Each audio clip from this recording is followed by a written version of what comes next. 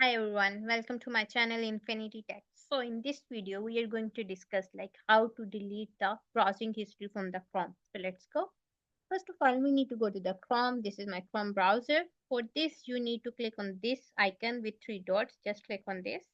And here is the history. You need to click on the history. And here you can also see the short keys. Control H. By clicking this, you can also see your history. Just click on this. And it's my history from all the time so for this, you just need to click on this read browsing data. And here we have the option we need to leave the last hours and all the time. I'm going to select the all the time.